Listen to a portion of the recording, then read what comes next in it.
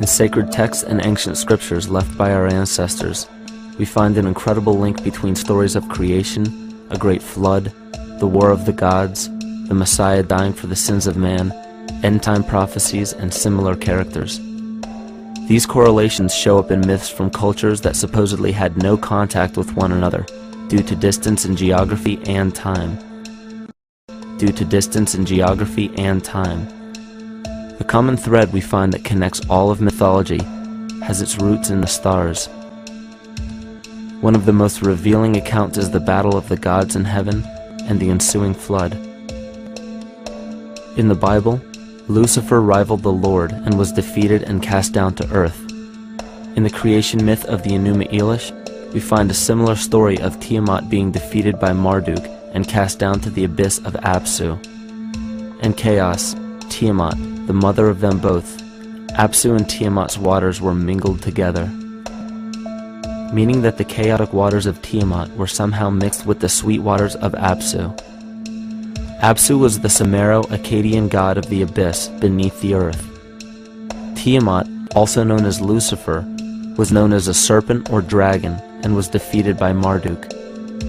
Marduk was the father of Nebo or Mercury, and Mercury is the same mythological character as the Zoroastrian Mithra, the Egyptian Hermes Anubis, and the Gnostic Hermes Christos. The most recent version of Mercury, however, is the Archangel Michael in the Bible, who defeated Lucifer and sent him to the abyss of the earth, or hell.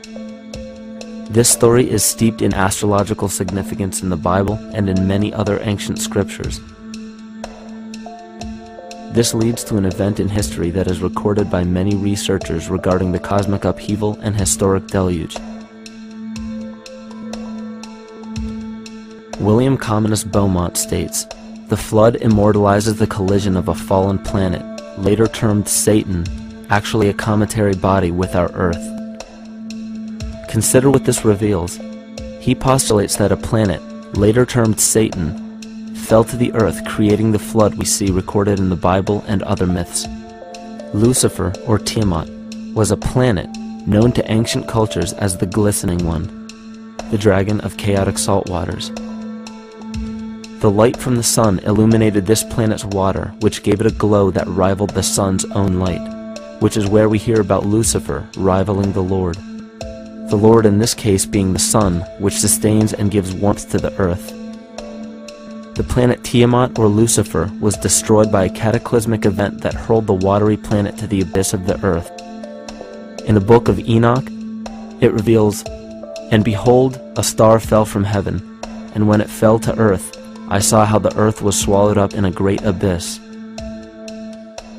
The myth of the Ute Indians states, "The sun was shivered into 1,000 fragments, which fell to earth, causing a general conflagration. Then Tawats fled before the destruction he had wrought. And as he fled, the burning earth consumed his feet, legs, body, hands, and arms, until at last, swollen with heat, the eyes of the god burst and tears gushed forth in a flood which spread over the earth, extinguishing the fire." This myth resembles the translation of the Enuma Elish by Stephanie Daly in her book Myth from Mesopotamia, which explains that Tiamat's eyes became the source of the Tigris and Euphrates rivers. As written in the book of Revelations, "And there was a war in heaven. Michael and his angels fought against the dragon, and the dragon and his angels fought back. The great dragon was hurled down, that ancient serpent called the devil, or Satan, who leads the whole world astray. He was hurled to the earth." The Roman mythology of Ovid gives the story of Phaeton, which happens to be another name given to the watery planet Lucifer, or Tiamat. This story reveals that Phaeton was a child of the sun and wished to become the sun for a day.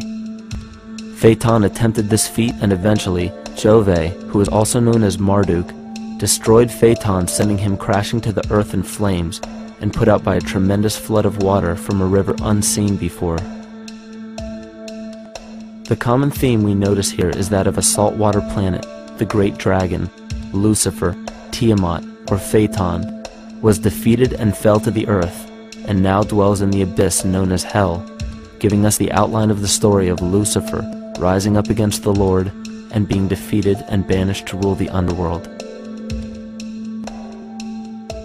As we know, however, an outline is but a shell of a story.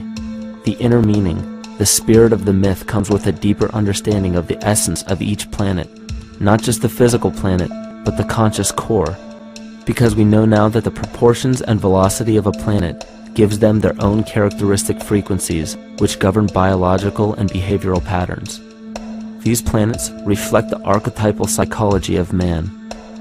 In ancient times, probably the most important field of research was the study of the heavens. Galactic bodies and their movement through the sky were known to be symbolic of the